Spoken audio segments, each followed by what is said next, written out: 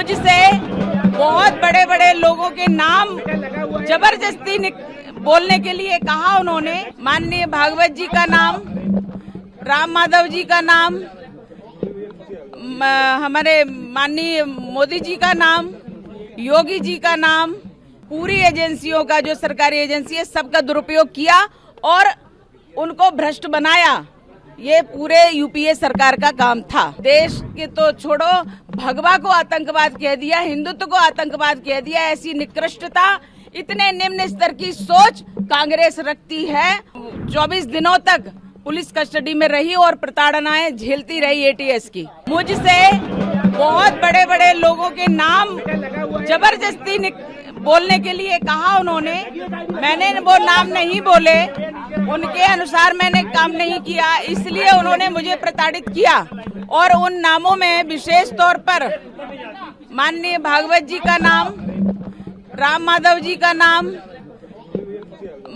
हमारे माननीय मोदी जी का नाम, योगी जी का नाम, माननीय इंद्रेश जी का नाम और तमाम वो नेता, जो बड़े बड़े नेता हैं, उन लोगों के नाम लेने के लिए कहा कि उन्होंने कहा और हमने ऐसा किया, ये बोलो। मैंने उनकी बात को नहीं सुना और ना ही माना, इसलिए उन्होंने मुझे प्रताड़ित किया। परमवीर को लेके क्या कहेंगे? परमवीर ने आपको 20 से 25 दिन प्रताड़ित किया और वही मुख्य इसमें एटीएस का चीफ था जो परेशान कर रहा था। मैंने बार बार ये कहा है, बहुत ही निकृष्ट, बहुत ही अधम व्यक्ति है परमवीर सिंह, क्योंकि उसने हर सीमा पार की है, हर कानून को तोड़ा है और कानून से बाहर जाकर के उसने मुझे प्रताड़नाएं दी हैं। अकेले परमवीर सिंह ने नहीं, पूरे एटीएस के अधिकारियों ने प्रताड़ित किया है, पुरुषों ने प्रताड़ित किया है, हर कानून को तोड़ा है उन्होंने। मुझे गैर कानूनी 13 दिन तक रखा और 11 दिन की कस्टडी। इस प्रकार से मैं 24 दिनों तक पुलिस कस्टडी में रही और प्रताड़नाएं झेलती रही एटीएस की।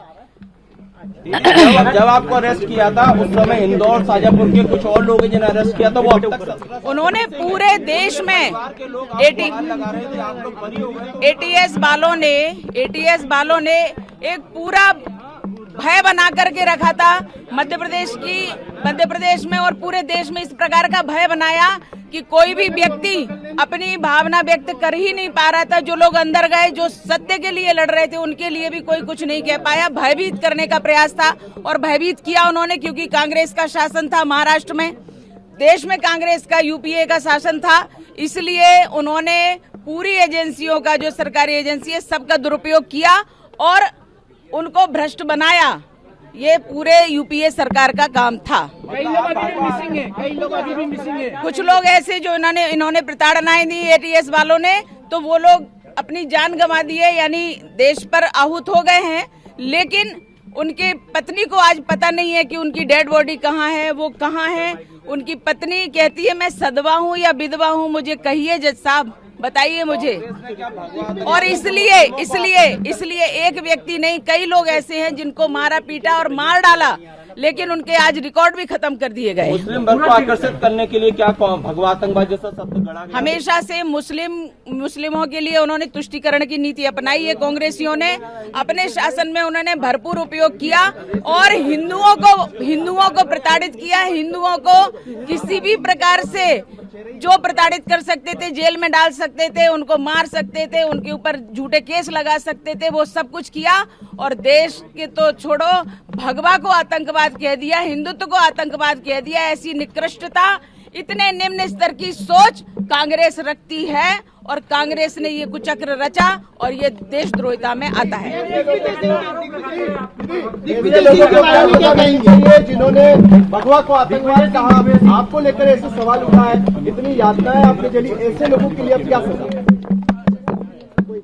जो लोग इस प्रकार के षड्यंत्र किए, देश के विरुद्ध, धर्म के विरुद्ध, हिंदुत्व के विरुद्ध, जिस प्रकार से उन्होंने षड्यंत्र किए और इतने सभी लोगों को, सेना को उन्होंने टारगेट किया, संतों को टारगेट किया, संघ को टारगेट किया और इस प्रकार से टारगेट करके ये सब देशभक्त हैं। ये सब देशभक्त हट जाएंगे तो कांग्रेस का फुल फ्लैश शासन आ जाएगा, ये उनकी नीति थी। लेकिन ऐसे लोगों ने जो कुचक्र रचा है, षड्यंत्र रचा है, हमारे जज साहब ने स्पष्ट उनके लिए आदेश दिया है कि ऐसे लोगों की जांच की जाए जिन्होंने गलत प्रस्तुति दी है और इस प्रकार से इतना बड़ा केस थोपा गया है।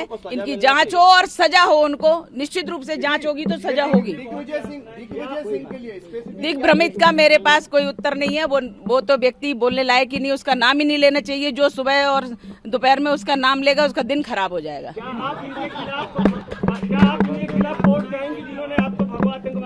बिल्कुल बिल्कुल, हमारी रणनीति जो रहेगी वो निश्चित रूप से हम आपको अवगत कराएंगे उसके बारे में।